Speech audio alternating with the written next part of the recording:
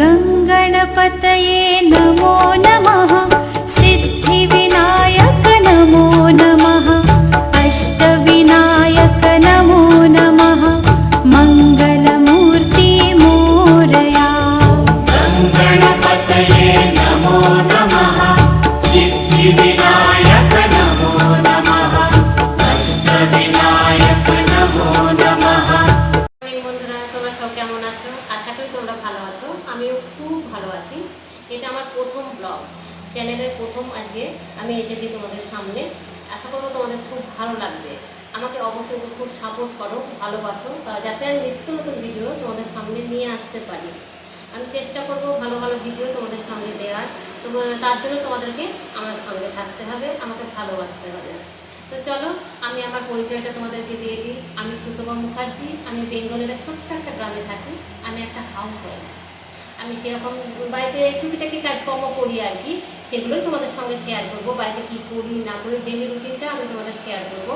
তো তোমরা পাশে থাকো, জানতে পারবে, আস্তে আস্তে আমাকে চিনে যাবে, সমস্ত কিছু বুঝে যাবে আমি কখন কোথায় যাচ্ছি, কী করছি, সব কিছু তোমাদের সঙ্গে শেয়ার করার চেষ্টা করব। তো আজকে আমি সকাল সকাল চলে এসেছি ঠাকুর ঘরে চলে এসেছি কেন বলতে, আমি সকালবেলায় ঠাকুরের পুজোটা করতে খুব ভালোবাসি। আমি ভগবানকে খুব বিশ্বাস করি। পুজোটা সকাল সকাল করে নিই। তবে কি প্রত্যেক দিন পারি না, কারণ এখন গ্রীষ্মের ছুটি চলছে। আমার বড় একজন টিচার, তো স্কুলে চলে যায়। সকালবেলায় উঠেই আমাকে রান্নাঘরে যেতে হয়, রান্নাবান্না করতে হয়। ওই জন্য তখন আমি পারি না কিন্তু যে সকালবেলা সব পুজোটা করতে। তখন আমাকে আগেই রান্নাঘরে যেতে হয়, রান্নার কাজটা করতে হয়, ওকে 9টার মধ্যে খেতে দিতে হয়। ও খেয়ে দিয়ে বেরিয়ে গেলে তারপরে তো তখন আমি পুজোটা করি।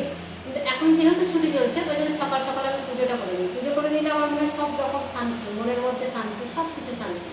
তো চলে এসেছি, সেই জন্য আমি সকালে ঠাকুর ঘরে। আর বেশি দিন ছুটি নেই, কয়েকদিন ছুটি আছে। এখন গরমের ছুটিটা আর কি শেষের দিকে। তো যে কদিন ছুটি আছে সে কদিন তো ভগবানকে সকাল সকাল ডেকে নিই। তো এই দেখো কত ফুল তুলে রেখেছি, সব কিন্তু আমার গাছের ফুল। তোমাদেরকে একদিন শেয়ার করবো আমার ফুলের বাগানটা, প্রচুর ফুল ফোটে। তো এরকম জবা ফুল, এই ফুল সব তুলেছে। তো এই ফুলগুলো আমি এখন এই সাজিতে ও বালতিতে সুবিধা বলেও বালতিতে তোলে, ঠাকুরের ঘরেরই বালতি এটা, তো সুবিধা বলে তুলে নেয়। তো আমি পরে আবার এগুলো মাসি সব মেজে দিয়ে গেছে পুজোর বাসনগুলো। পরে আমি এগুলোকে আবার এই সাজিতে ঢেলে সুন্দর করে সাজিয়ে তারপরে তখন পুজোটা করি। কারণ এই বালতিতে রেখে তো আর পুজো দেওয়া যাবে না। তো আমি একটা একটা করে সব সাজাবো, সাজিয়ে পুজো করবো। সব কিন্তু তোমাদেরকে বলছি আমার গাছে, বাড়ির সামনে বাগান আছে, ওই বাগানের ফুল লাগানো হয়েছে। অনেক রকম ফুল লাগানো হয়েছে, সব রকম কিন্তু এখন ফুটছে না। আর কিছু এই যে ঝড় গেল, জল গেল, দিয়ে কিছু গাছের এগুলো নষ্ট হয়ে গেছে, এদিক ওদিক হয়ে গেছে। তবুও ফুটছে না তো নয়, যা ফোটে তাতে আমার পুজো হয়ে যায়, বেশি হয়ে যায়।